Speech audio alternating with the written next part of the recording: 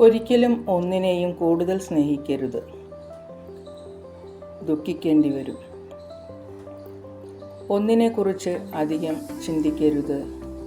അത് നിങ്ങളുടെ സമാധാനം കളയും. ഒന്നിനു വേണ്ടിയും യാചിക്കരുത്. അത് നിങ്ങളെ അപമാനപ്പെടുത്തിയേക്കാം.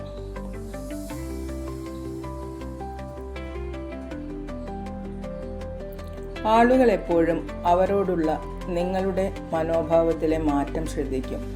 പക്ഷേ അവരുടെ പെരുമാറ്റമാണ് നിങ്ങളെ മാറ്റാൻ ഇടയാക്കിയതെന്ന് അവർ മനസ്സിലാക്കില്ല.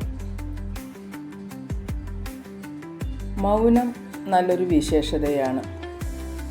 പ്രതികരിക്കാൻ പോകുന്നിടത്ത് ചിലപ്പോൾ സ്വയം തെറ്റുകാരായി മാറിയേക്കാം.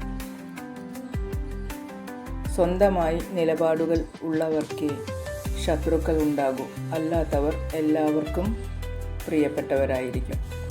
ഒന്ന് ഓർക്കുക, നമ്മുടെ ആദർശം മറ്റുള്ളവരുടെ പ്രീതിക്കായി ഇല്ലാതാക്കേണ്ടതില്ല. ഏവർക്കും ശുഭരാത്രി, ശുഭനിദ്ര.